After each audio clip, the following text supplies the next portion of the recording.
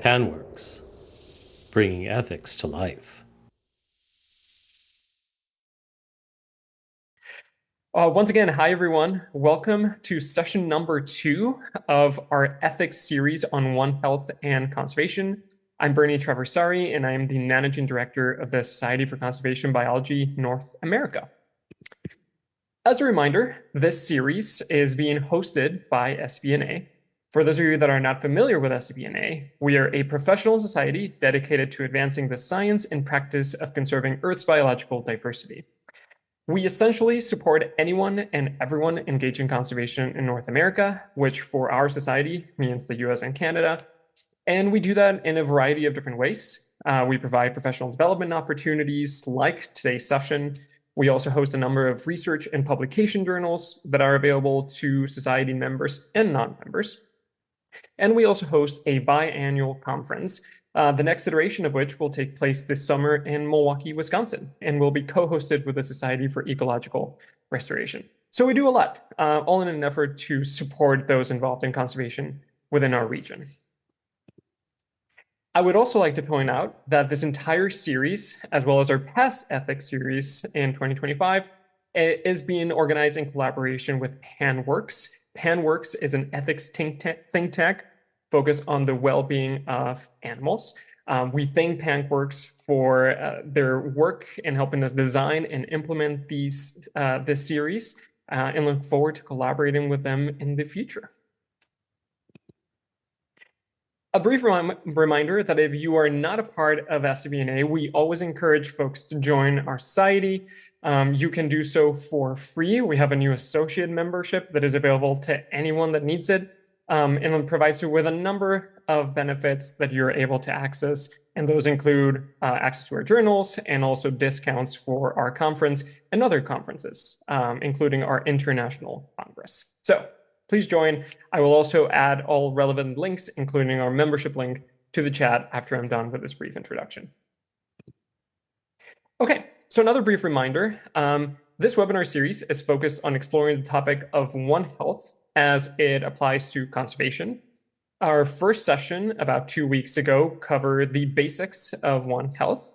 And then we have one more session that's going to explore real-world examples of One Health being used in conservation through specifically mountain gorilla conservation. So we encourage everyone that's here today to register for that additional session.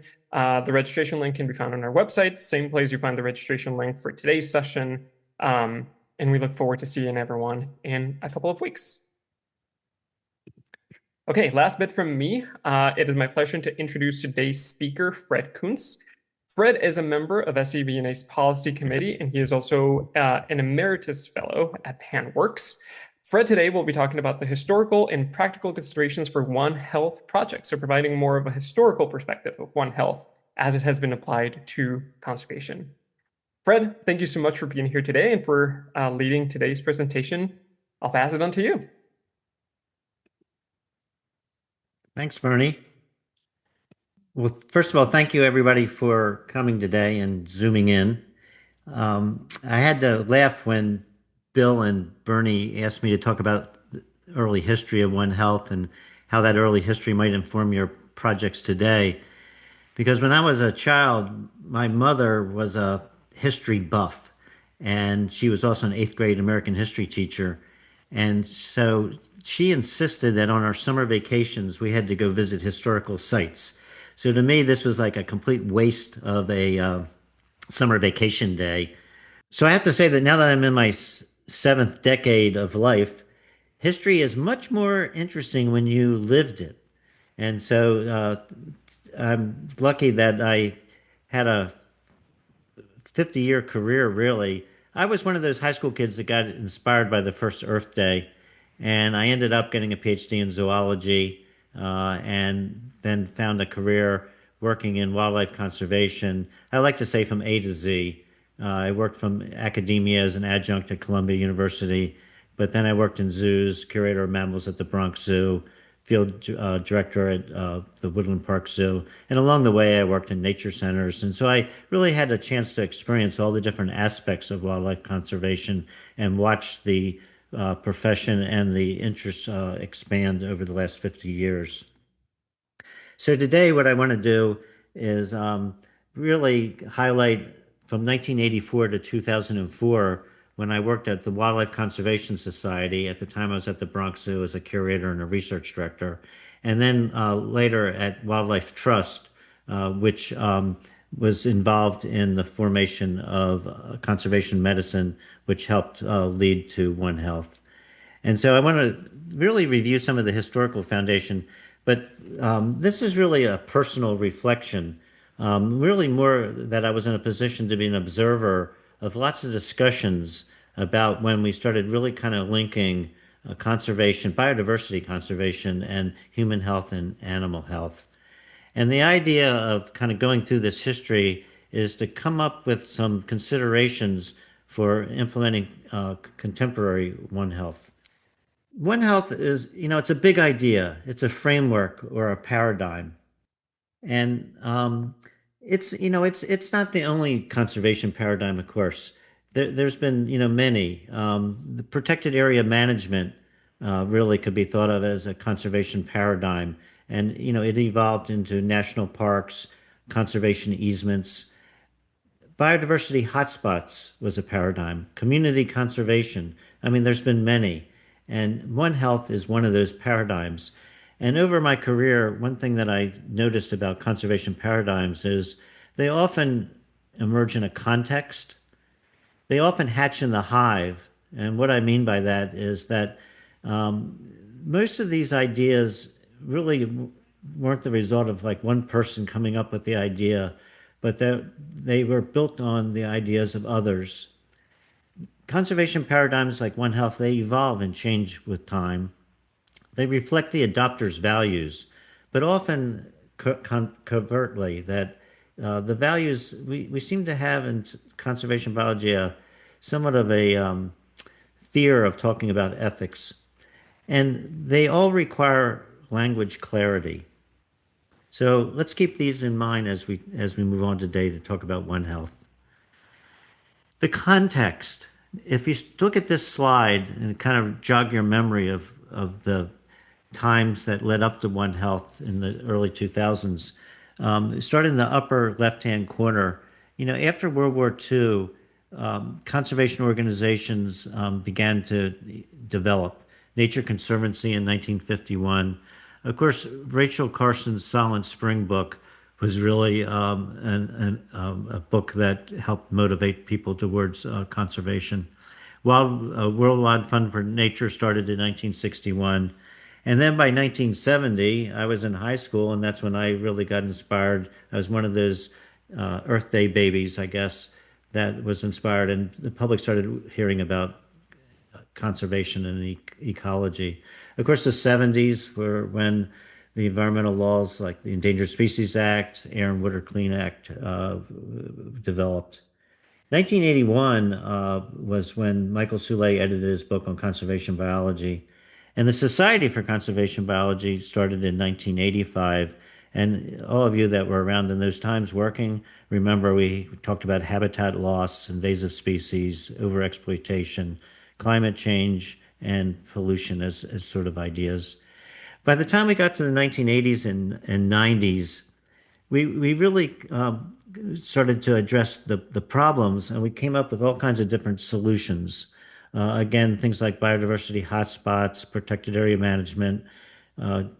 Dave Foreman and John Davis and Reed Noss started talking about wildways and connected lands and connecting parks. And we kept trying things because we were really starting to get some problems in that, I guess after 20 years of environmental regulations, there was really a pushback. And Jean Blomberg came out in 1998 with this skeptical environmentalists. So anyway, long story short is that by the time we got to like 1995, we were really looking for new kinds of solutions and trying to inspire the public to care more because it seemed like conservation was stalling out a bit. At the same time, emerging diseases were gathering a lot of notice. And emerging diseases, I think you all know that these are are diseases that are newly appear in a population. Things like AIDS in 1980 got people thinking about it, Ebola, SARS, and the emerging diseases can come about for different reasons. One is some of them just we had never discovered before that they were around, but others were reemerging. They had been around and then disappeared and came back. But the real fear that started developing or concern was that zoonotic diseases, diseases between animals, were spilling over to people. And this really, because of the relatively little immune response, that it could result in a pandemic. So this was kind of the context and the trajectory of what led up to One Health. But I guess the birthday for One Health was really on April 7th, 2003. And there was an article in the Washington Post by a journalist named Rick Wise. And there was an Ebola outbreak that in the 90s in the Congo was causing a huge decline in great apes, gorillas. And Dr. William Karish, Billy Karish, was there working and connecting Ebola to this decline. And so Rick Wise interviewed him. And in the very last paragraph of the article, Billy said, human or livestock or wildlife health can't be discussed in isolation anymore. There is just, and he used the phrase, one health. And the solutions require everyone working together in all the different levels. So in many ways, in that very first article in the paper, he set the tone for One Health and the idea that human health, animal health, and ecosystem health are all connected. And he also set the tone that it requires people working together of different disciplines. Well, this article back at WCS, Wildlife Conservation Society, where Billy was working in the Global Health Department then, um,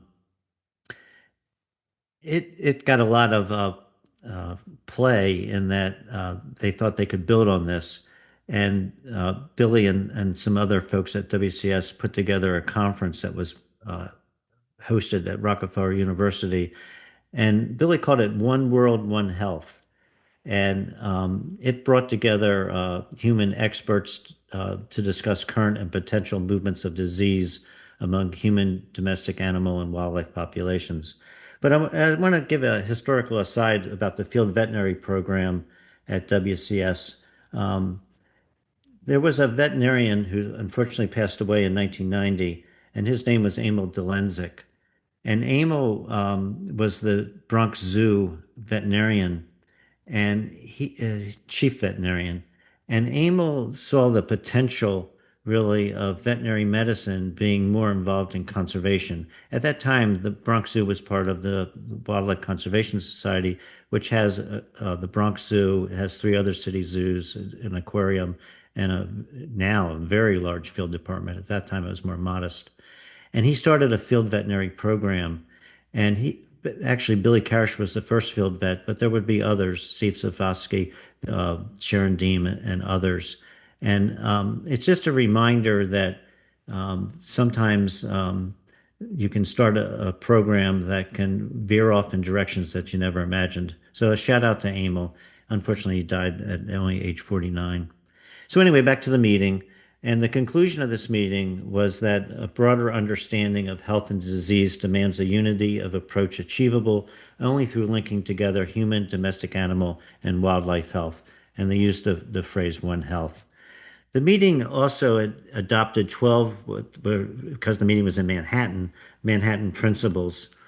And the principles were really written by Robert Cook, who was the chief of veterinary medicine at the time at WCS, and Billy and Steve Skosky, who worked in the global health, and they're all field veterinarians. My point is Emil Daszak sort of started that field veterinary program, and these field veterinarians and veterinarians in general would play a really large role in the development of One Health. And the principles, you can go to the One Health, One World website. The address is down on the bottom, which is an old website. It's been outdated, but it's still there. And you can also reach it through WCS. But anyway, to summarize those 12 principles, what they said is that the One Health approach incorporates biodiversity conservation into disease policy, strengthens global disease surveillance, regulates high-risk wildlife trade, and promotes multidisciplinary cooperation to contribute to conservation, maintain ecosystem integrity, and safeguard public health. So the primary concern out of that meeting was that One Health was addressing emerging diseases. Again, there was such, maybe fear is the wrong word, but there was such a concern about these zoonotic diseases going over to people and causing pandemics. The governance at that 2004 meeting was voluntary, and this would change as One Health developed over time. But also in the beginning, in 2004, biodiversity was essential to prevent disease. And there was a great link to biodiversity in the scope and the purpose for the meeting. And in that time, again, when conservation biology and conservation biologists were concerned that the public wasn't really picking up on biodiversity conservation, some groups like the Nature Conservancy started testing messages, educational messages. And one word that people would kind of listen to your story about biodiversity was health. People understood health. And they understood that bad water or bad air can cause health problems. There was less awareness that biodiversity loss and species extinction could lead to health issues. So anyway, the 2004 milestone, there's really, again, these ideas don't just come out of thin air, really. And One Health really goes back over 150 years to the idea that animal health and human health are related. And comparative veterinary and human medicine grew over the first 100 years, and public health in general grew. By the got to the 1960s and 1980s, that's when the environmental and conservation movements were really growing, and we were trying to find ways to leverage out the concern. One medicine was out of the University of California at Davis, and it was the idea, again, really the same idea that human health and animal health are related. And the idea was, really there's one medicine. There's not this division between animal health and human health. Again, the 80s and 90s are when these emerging diseases started appearing. And it wasn't just that we were discovering these emerging diseases and, maybe there's been 100 over the last 30 years, but the outbreaks that could lead to pandemics was really accelerating, and the number of these emerging diseases was accelerating. Of course, the reason was because of the connections to degrading environments and ecological health, that habitat fragmentation, human population was causing these changes. So 1990 to 2015, that's really the sweet spot for developing One Health, and we'll get to that in a minute. From 2015 to 2020, that's when the institutional support for One Health grew, and it really started accelerating. And more recently, One Health, people have been rethinking it a bit and tying it to broader ideas. So anyway, this is the conservation health approaches that read to One Health, and so we don't need to look at the whole chart, but the framework really kind of went along from ecosystem health to conservation medicine, Ecohealth, which is really just stands for ecological and health brought together, and planetary health.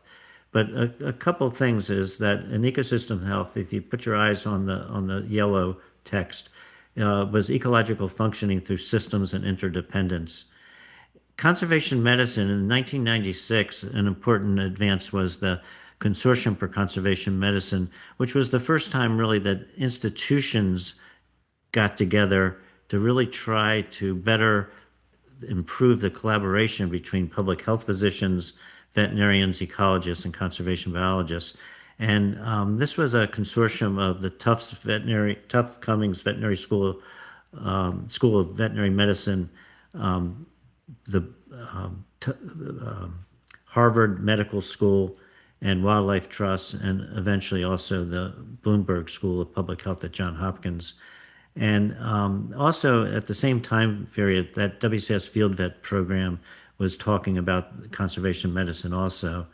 In the early 2000s, a group got together and they expanded the concept really a little bit, and they emphasized more social ecological systems, the human side, and how that affected disease transmission and ecological health, how that directly affected human health.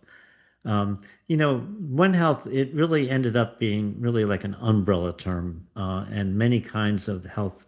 And it would eventually also include things like agriculture and food security and development. But I kind of think of it like ice cream. And One Health is like vanilla.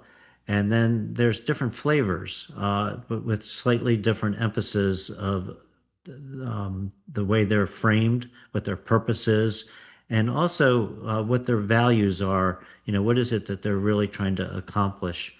And so ecosystem health, conservation medicine, and Ecohealth really all helped different flavors that eventually One Health kind of absorbed. I hope that makes sense. Okay. And if you look at the interest in One Health, so if you look at this graph, this is Google searches relative index. And 2004 is when the Manhattan Principles and that meeting occurred. And One Health, continued to grow somewhat modestly, but it was growing. But then, of course, what happened is COVID-19 hit. And you can see the dramatic effect that, again, that fear, that concern about pandemics and zoonotic spillover proved to be true, right? And then that just accelerated this idea that in order to address these kinds of emerging diseases, we really had to understand how to look at the whole system of human health, animal health, and ecosystem health. And we'll talk about the One Health high-level expert panel in a minute, but that's when really the peak happened. Now you can look at a more complicated graph. This is the same graph. So the top line is One Health, but you can also look at how those other flavors of ice cream have made out since then. And you'll see that Ecohealth went along, and so did conservation medicine, and they kept going. And then they also increased in 2019.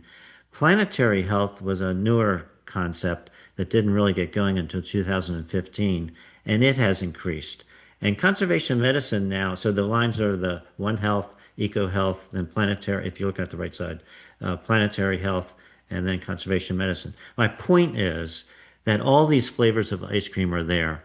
And really, One Health can be an umbrella, but you can define your project, you can analyze projects based on really the inner workings of the definitions. So a classic example of One Health that was used a lot in the beginning was in India, vultures, 4 different species collapsed in the 1990s. And this came about because livestock were given a anti-inflammatory drug, diclofenac, and it was a good drug for the cattle in that it prevented things like arthritis or helped them with their arthritis. But when they died, and in India, carcasses are just left out in the field, well, historically, those carcasses were fed on and disposed of by vultures. Sadly, the diclofenac kills vultures. And so then what happened is, and again, it's this whole idea of this, the system, the cascade of effects, that the carcasses were left in the field and the vultures weren't there. And so feral dog population exploded. And sadly, in India, feral dogs still carry rabies, and people died. And the carcasses left in the field, there are other kinds of ecosystem effects that not having that taken care of led to problems, and it cost billions of dollars of economic costs. So this was the kind of situation that One Health was looking to address. So during this buildup, from 2004 to the COVID pandemic, One Health really kind of kept growing and growing, and it really became rather, in my mind, generic, in that it became almost fashionable to call your project One Health, and you didn't necessarily have to be addressing all the different issues, and many of them were looking at those zoonotic diseases, but framing it with a One Health banner to it. And there were many examples of this. So this by 2018, it was getting rather confusing on what One Health even really was, and there was no real sort of framework.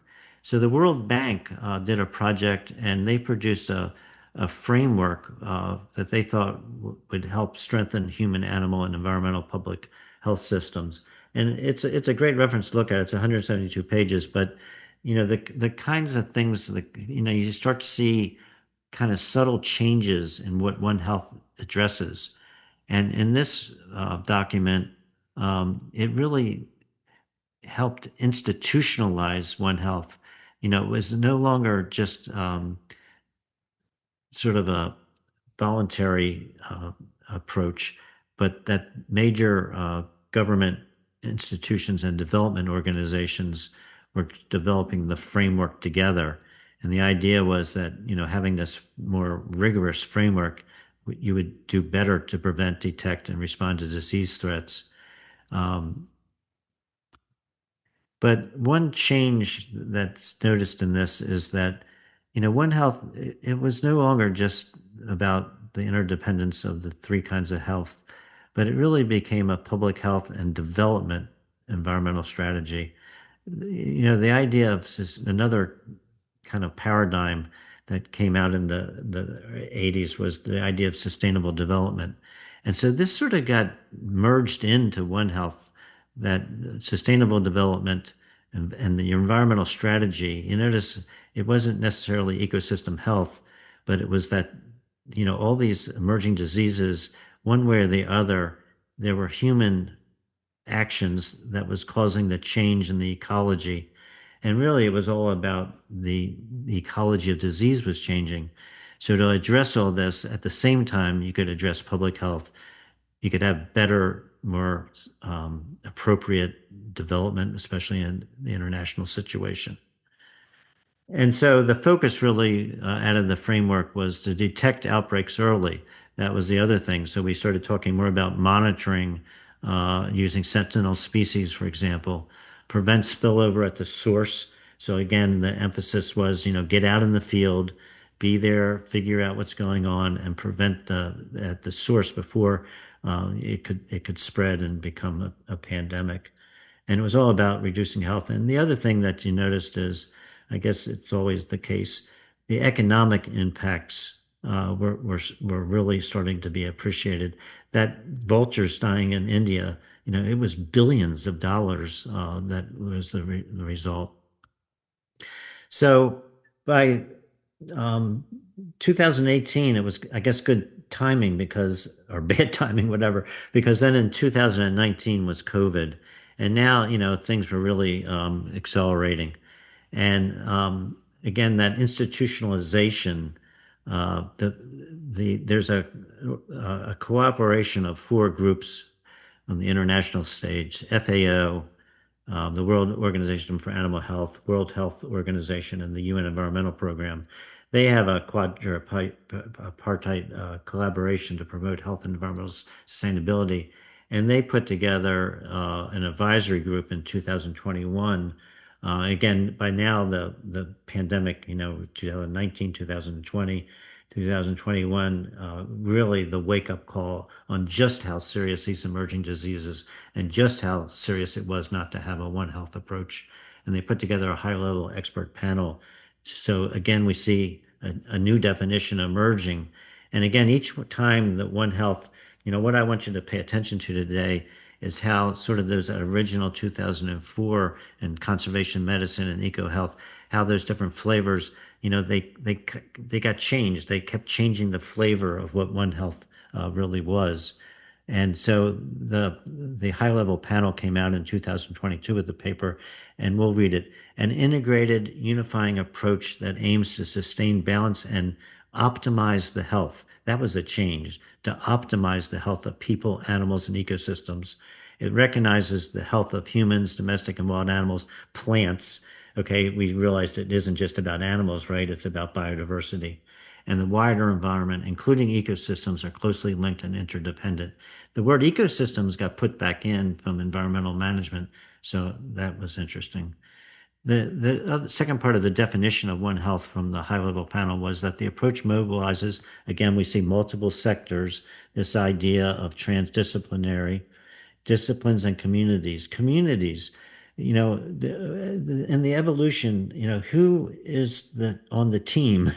At first it was more like scientific experts, but then we realized, especially when you tweaked in the idea of development, that the local stakeholders and the local communities needed to be involved. And the idea was, you notice another change, foster well-being. So we started to talk about health in a little bit broader context, although I think the well-being, we really meant the human well-being. Anyway, so while addressing the collective need for clean water, energy, and air, safe and nutritious food, and taking on climate change and sustainable development. So you can see it's really kind of moving more towards the health aspects to counteract emerging diseases, and at the same time, how we move forward with sustainable development, especially in international context. So this definition, really, the primary concerns were really about pandemic prevention. So it was a little bit less than just looking at emerging diseases, but really preventing, and it became much more preventive approach. Antimicrobial resistance, because we were already worrying about that, because of, again, trying to stop these pandemics. Food systems were integrated in, and climate impacts. The governance, that was a big thing to realize, that One Health, it became all more and more formal, and these larger institutions, and that brought in more money. The biodiversity role, from my perspective, compared to, again, back to like 2004 where it all started, it was still acknowledged, but it was less central than really public health preparedness, getting ready for those pandemics. And it's anthropocentric, right? Its ethical framework is really human-centered. And actually, all those different flavors of ice cream were really more or less human-centric. Even though when we talked about conservation medicine, we tended to think of it as biocentric or ecocentric. But at the end of the day, we were always really focused on the consequences of humans. So if you want to get started with One Health, there's a lot of things you can do to get started. Now that we've sort of seen the history, you can go to Google Scholar, and if you put in One Health, you'll get 2 million links. So go at it, and there's lots of references that you can start to learn from. There's lots of good websites you can look at, of course. I would start with World Health Organization, and then that high-level expert panel. They have all kinds of information and examples. There's also lots of good books. I still like a 2012 book by Gary Osfeld and Daszak that talks about new directions in conservation medicine, and it will catch you up on like the first 15 years of conservation medicine. Sharon Deem, who again was one of those field vets from WCS, she's now at St. Louis Zoo and has a One Health Center there. She wrote a book in 2019 that I think is a nice textbook if you're going to be teaching One Health in a classroom setting. But let's now look at some considerations. So you kind of got this flow of how things changed. And the one take-home lesson I want you to learn today is that, One Health is an approach linking human, domestic animal, wildlife, and ecosystem health. But there's all those other different kind of versions that you saw from 2018 to 2022. The point that I want to make is you have the freedom to define your own definition, your flavor. You can make your own One Health is like an umbrella. It's the ice cream. You have the ability to make your own ice cream flavor, depending on what exactly your project's about. Or when you're reviewing projects that other people have put under this One Health banner, you can start to look at, well, what is it they're really doing? So here's some like thoughts, and I have several slides on this. Um, First of all, what is human health? What is animal health, ecosystem health, and what are the metrics? In the beginning, I think most of us, we just kind of thought of health as absence of disease. And how that's changing now more is you see more talk about well-being and social well-being as much as the absence of disease. But that's a whole issue for another day, but that's something you have to address. Biodiversity, we started talking about animals, domestic animals and wildlife, but of course it's really biodiversity, and plants do have an effect. You'll see different definitions when you read different papers, and they'll use the One Health framework, but sometimes they talk about human health, animal health, and ecosystem health. Other times they talk about ecological health. Sometimes they talk about environmental health. Sometimes they talk about environmental management. The point is that you need to understand, which of those and how that then affects your program. An area that's, I think, becoming more and more important is, the animal focus. Is it on species, populations, or individuals? Again, back in the beginning, when I was on the Consortium for Conservation Medicine, we were talking about all of those, but we really were focusing on biodiversity, and there was such, at that time, emphasis on species extinction and species loss that I think most of the One Health was really looking at species and populations, and I think that's changing. Um, I said language begins in the mind of the speaker because, again, remember, you have the freedom to define these things. So the other kind of uh, factor that always comes up in these kinds of approaches is that it's multidisciplinary or transdisciplinary. And we started out, we were really just thought different disciplines needed to work together and collaborate. But then we started talking about transdisciplinary, and that's really the power of when you put together the program in a right way. The idea is that if the different experts can talk to each other and understand what they're saying to each other, new ideas and new knowledge can emerge. This idea about multidisciplinary or transdisciplinary, it also led to discussions about, who has a seat at the table. Is it experts or is it stakeholders? And that was the idea that, local folks involved should be part of the team. There also is an interesting idea of who wants a seat at the table. Back in the early days of 1995 or so, a lot of veterinarians wanted to get involved because they saw the need, and public health physicians, they all wanted to be more involved in biodiversity conservation, and so they looked, and their role is very important. Um, so you need to understand, who benefits from the project. What's the scope? Is it science, environmental education, or public health? Also, you should realize that marketing and fundraising always become part of the issue. And the best name award for all those different flavors of ice cream was One Health. People get it right away. And I think it's one reason why the One Health paradigm took off, because simply it was the best name. Um, and when you go in and you'll see people go in and use One Health, and it's sometimes like a bartering tool, because a lot, especially in developing countries, communities need human health, right? And so it becomes a chip really that you can play. That makes it sound terrible. I don't mean it in a bad way, but it's that you can drive an interest in a broader vision of health by bringing people what they desperately need, which is different aspects of human health. This idea of that be careful what you ask for, that One Health is incredibly complicated systems. And, so, you need to, are you really a reductionist or a holistic? Do you want to you're trying to work on the whole system or just a piece of it? What's the time range? When you start talking about systems, the time frame is long and the funding is great. One thing on the horizon is that AI and machine learning are going to help us and other new tools to understand systems better. So, just to start to wrap up, um, one thing that I've noticed in this, observation over 20 some years is that there's an avoidance of discussing values or ethics. And I'm not sure exactly why.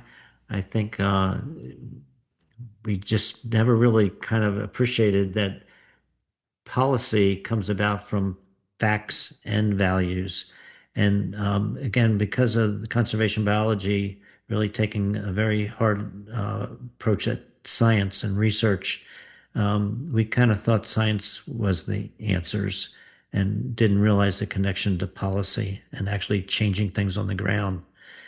Um, I recommend, be transparent, explicitly link the project's why and how.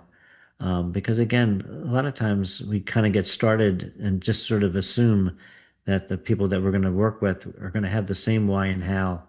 And again, remember, language begins in the mind, your mind, and what you define as terms and what your values are obviously can be very different than the people you're working with. You have to be more explicit. And One Health and its variations are still largely anthropocentric, even though we talk about, linking the interdependence. Joanne, who presented last time, Lindemeyer, wrote a paper in 2022, and she came up with 4 tenets, and Bill also worked on this, and so did I, the same paper that could serve to kind of help explore ethics. One Health recognizes the interdependence of health and well-being among people, other animals, and nature. One Health incorporates physiological, mental, emotional, and social well-being, regardless of the species, as well as the physical systems and ecological integrity of nature. Notice we use nature.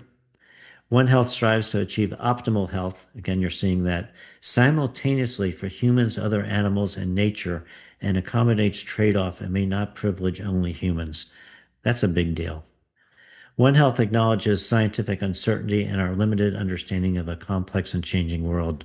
One Health is no different from other arenas of scholarship undertaken for the good of individuals and a broader community of life. It should extend our care and compassion to all humans and other animals and nature. So, I started by showing you the context, a general context. But there's really, in a way, 2 kinds of contexts. There's the external, which I showed in that earlier slide, where we went through all the different things that were happening in conservation biology that led to One Health. But there's always like the internal context, and that's yourself and your own set of values. And the idea is that you can take the context and ideas and paradigms emerge from it, combined with your own internal views, and you can, transcend the present. That's a fancy way of just saying, you can be visionary and change things. So I have some questions, and we can first take some questions. We still have 15 minutes. We can talk about, you can bring up any questions you want to have. But I have actually 3 questions that I was hoping that some of you might want to talk about. Does today's biodiversity and societal context and your own internal values suggest new directions for One Health projects? So what I'm saying is, has the context changed, and that the One Health approach, maybe a new flavor of ice cream or just new ways of defining it, new emphasis? How should we prioritize among the health of ecosystem, species, humans, or other animals? I find that as an ethical question that is really out there now and starting to get a lot of talk and discussion. How do we balance among the health of all these different levels, including the individual animals? And then finally, what do you see as the role of ethics, philosophy for One Health projects moving forward? How can we improve this kind of reluctance to talk about the ethics behind One Health projects? So with that, maybe Bernie and Bill can jump back on and start the discussion. All right. Who would like to start us off? We have these wonderful questions that Fred has posed, and of course, we have your expertise and knowledge and interest to draw upon. Who has the first question? Billy, are you here? Are you online such that you can turn on your voice and perhaps your camera? Yeah, one thing I'm going to interrupt Billy. One thing I wanted to say that if you start to look at the history of One Health, Billy is like always there in the background. I don't want to say he's Forrest Gump of I One like Health, being, that's where I like to be. but he's always there. Like he's always showing up in the pictures and the acknowledgments, and he's been this thread through One Health the entire time. And so I thought, Billy, you might want to say a few words. And look at his wall there, One Health Concepts.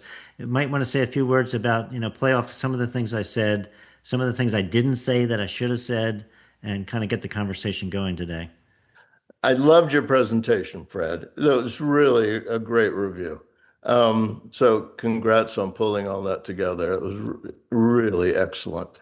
I don't know what I could add. I mean, there's lots of anecdotes, and I, people have been asking me more because I think as you're seeing, or everybody's seeing, that it is going in many directions, and I think that's great. And in the early days, it was interesting to see who, like you mentioned, who got engaged and who didn't, and who used it to their advantage and who didn't find it as useful. So I think those are all still true today.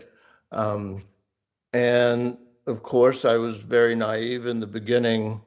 In my mind, it was an opportunity to find groups that traditionally didn't work together to work together more.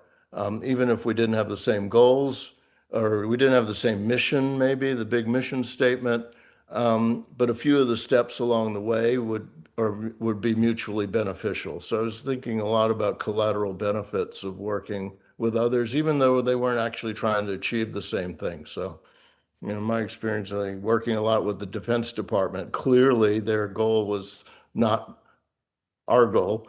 But there were a lot of things we could do together that were mutually beneficial. And I mentioned naive because I don't think now looking back, I have a better understanding of human nature. But so in the beginning, there was a lot of immediate jumping into different groups trying to define it, as you pointed to. They wanted to define it so it fit what they were doing. And then some groups were really about the arguments broke out to who should be in control, who controls One Health. And that's always been sad to see because I thought the point was that none of us get to be in control. It was really about working together. So you see some of that's happened and has been detrimental. And then in other cases, it's just been fascinating to watch how people picked it up and really put the ideas to good use. So I think I'll just stop there. And I'm still entertained and fascinated by watching the progressions and the different directions. I love that you pointed out at the end there about taking it in new directions, and why not? If it's useful, please, everybody should be taking advantage of that if it works for them. Thanks. Thank you, Billy. Joanne? Yeah, hi, I'm here with Gretchen Kaufman. I think Bill, you may know Gretchen. Sure. And so I just want to address the question that you asked at the end, Fred, about the ethics, because it's something that I think about a lot today. And, we propose these four, I guess, Bill, you would call them normative principles as opposed to axiomatic principles. Is that correct? Close enough. No, I misspoke last week. Sorry. Yeah, I'm still learning about ethics. But the thing that is, I guess, what I'd like to have some discussion on is there, given how broad this idea, the concept, and the approach of One Health is it even possible to have an ethics of One Health that would apply in almost all or perhaps all circumstances? Or is it perhaps more like Chris Degling believes that every situation, whether it's culling of dogs or forced migration with or without with other animals, or food safety? Does each one of these have its own ethical considerations, and therefore there can't possibly be anything that sort of ties all this One Health stuff together in an ethical sense?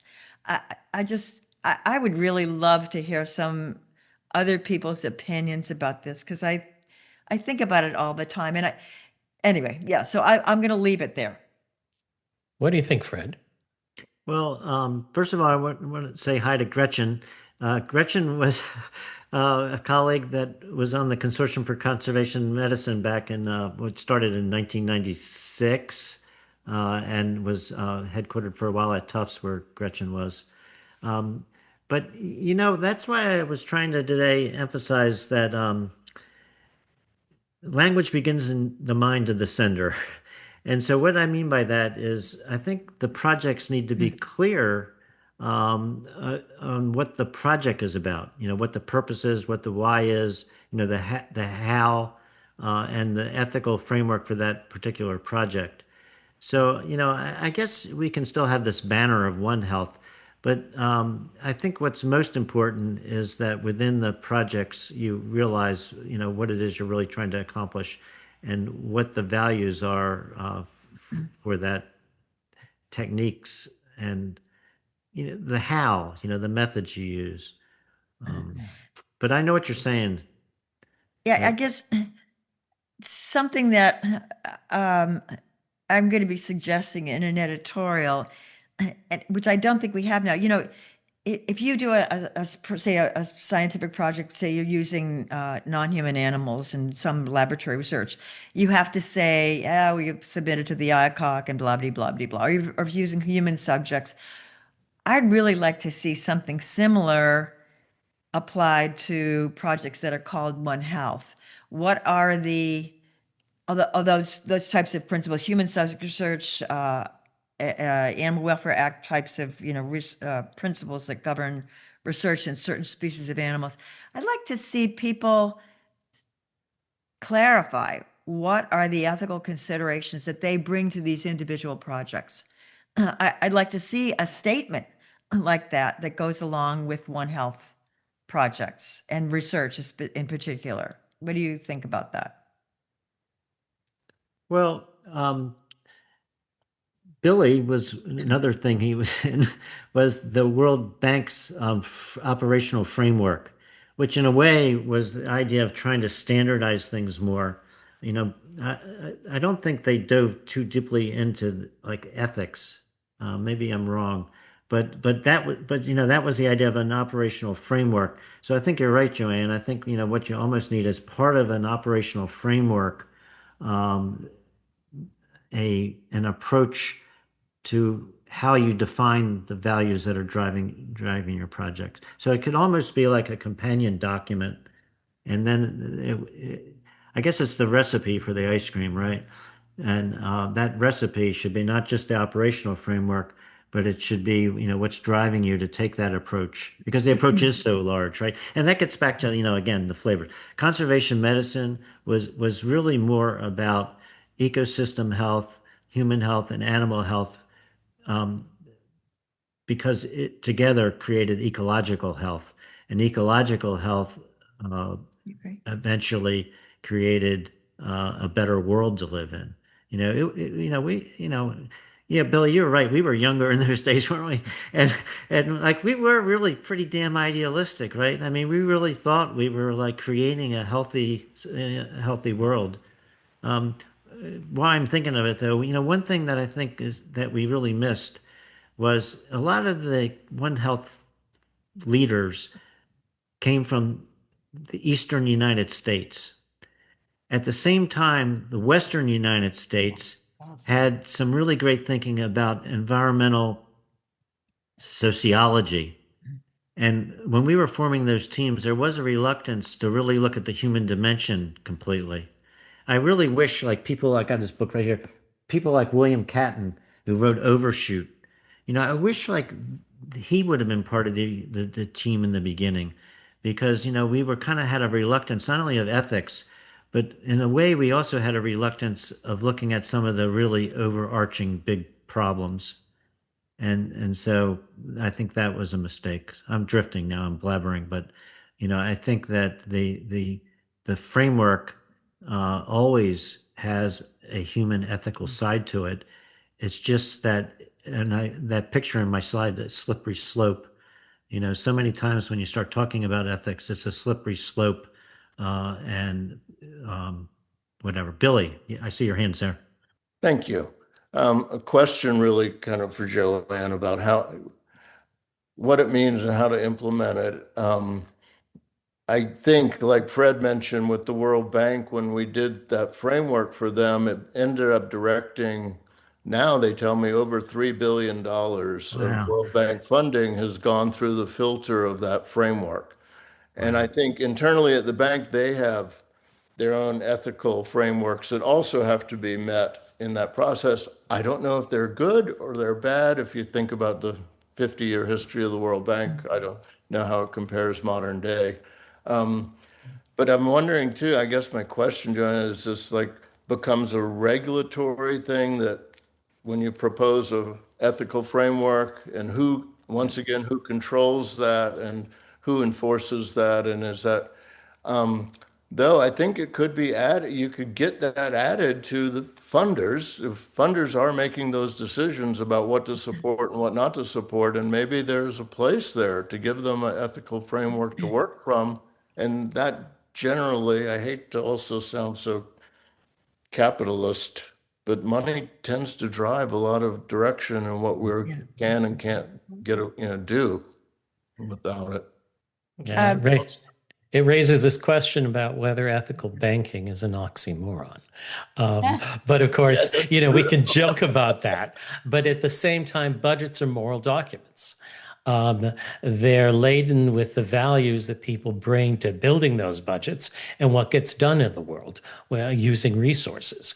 So it's perfectly valid and reasonable for the World Bank to be thinking about its ethical criteria. And having looked at the World Bank's ethical criteria in the past, it is a very anthropocentric project. Animals and nature are there as resources for humans, and maybe we want to keep them around for heritage sake or use sake, but thinking about their own well-being, much less us having direct duties to them to act for their well-being and to sustain or improve their health in a multidimensional way, is definitely not something the World Bank is thinking about, at least not to my knowledge. But it'd be wonderful if it did. Joanne, I'm going to come back to you in a second. Barbara, I have two things to say. One is we're slightly over time. So there may be some of you who need to leave now, but Fred, if you're okay with staying for a while longer, okay, we can continue to go on. I know Bernie is going to have to leave us in a few minutes. Okay. Thank you so much for getting us all started, Bernie, and don't worry, I'll take care of the recording and everything. But I wanted to ask, Barbara had a comment about Ecohealth that I thought was really relevant here, about how Ecohealth actually practice raising questions about the practice of ethics and how it is well implemented or not well implemented. Could you share that with us, Barbara? Yes. Hi, Bill. Joanne, hi. What Hey, I Barbara. wrote in the chat was, Joanne, I hear you when you were talking about this wish to, come up with a mechanism for integrating ethics. But of course, IACUCs, for example, have no mandate to consider ethics. And people outside the system often wrongly assume they do. We need a new framework for integrating ethics, values, and science in One Health, indeed, as we do at PAN. And this stems from my personal experience in IACUCs, but of course, also reading a lot about them. We know the composition of IACUC committees are very much self-serving, people who are invested in the research. So I don't mean to come down too hard and pick on the examples you use, but we need to get out of that framework, don't you think? Are you asking me, Barbara? I'm curious. Yeah, absolutely. No, I think we do. And it's sadly, I think, and we may end up going on to a phone Zoom because the battery's dying here in northern Vermont. But I think that it's very clear, but Fred was making the point that biodiversity is related to human health. There is some scholarship around that idea. And I think that what we're going to have to do is to say, ultimately, we need to conserve biodiversity. Wait, we're switching over right now. We'll pick that up in a second, their point. I think one of the things that your point of view brings up, Barbara, and I think you're absolutely right, is animals themselves have to be represented at the table during these discussions about One Health, during these discussions about conservation and the integration with One Health. And they're often not. There are humans representing their perspectives, and there are people perhaps thinking about the larger questions of biodiversity, but the individual animals or the animals in their social groups, such as their families, etc., they get lost from that kind of discussion. Yeah, I do agree with you that the agency and autonomy, the interior lives of animals, all of these things are lost. And now that Joanne is back, I will yield to you again, Joanne. Yeah, no, I really want to continue this. It's with you and with others. But it seems to me that what we're going to have to do is we're going to have to say, if we acknowledge that the health of other animals and plants too, if we're losing all the banana plants to a disease, then people are going to starve. We're going to have to develop some ethics that says, ultimately, we need to take care of other animals and plants because our own health is on the line. And it may not be what Bill is talking about for their own, because of their own inherent value and worth, which I truly believe in. But we may have to make this sort of circuitous argument that we need to do that because ultimately, whether it's today or 10 years from now, our health is going to depend on it. The survival of the human species will depend on it. Does that sound crazy? No, not at all. I understand completely where you're coming from. I think in my framework, I would say take care of animals and plants, but I would also add a kind of co-constitutive process where there's a negotiation, really listening to, being with animals, particularly animals and plants, so that it's not a top-down decision-making, protective, taking care of, as much as it is an emergent from observation, interaction, listening, looking. I absolutely agree with that. I absolutely agree with that. I'm not saying that we should be making those decisions only because of our own health. I think we have to be listening. But it seems to me that there's a role for ethics within that. Well, there's one. Somebody help me out here. I think one of the things that helps us to avoid is thinking that these questions at health for people or health for animals or health for nature, health for individuals, health for systems are necessarily oppositional, or they're a winner, a win and lose choice. There are win-win choices all around here. There's no reason to diminish the well-being of animals or nature in order to promote the well-being of humans, and we could ramify that out otherwise. And One Health gives us that opportunity because when you're talking about health, you are talking about well-being, whether it's physiological, psychological, social, environmental. And that always is an ethical question because it's always raising issues about who is being harmed, who is being benefited, what are the consequences of one's actions. Those are all ethical questions that are always embedded in practicing or thinking about One Health for conservation. Yeah, I think that what we've talked about last week a little bit is that the practitioners of One Health, the people like Billy that are out on the ground, we don't really have the training in how to have a philosophical discussion. Right. And again, I think Billy brought up the point, like money often rules and humans always come first. And each project is very context specific. Each one's a case in itself. But what we need more of is to be able to have a transdisciplinary approach to including philosophers really in having these difficult conversations. And there isn't going to be like one answer, like 30% effort goes to humans, 30% goes to ecosystems, 30%, it's not going to be like that at all, right?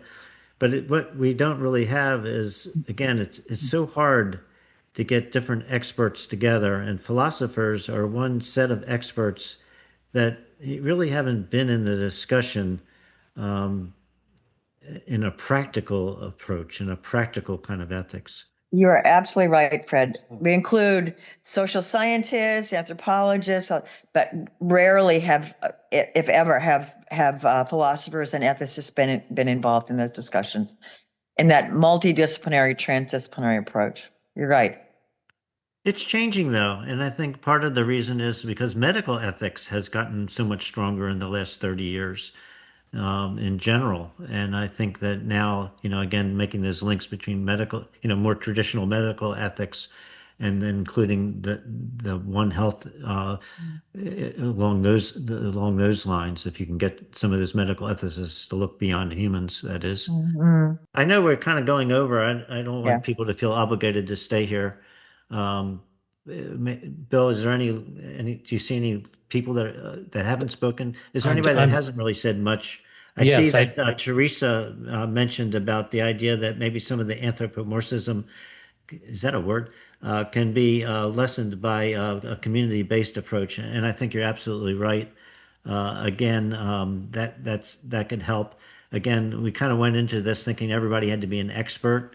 And no, everybody just has to have a human interest and stake in it. I see Billy shaking his head. Yes.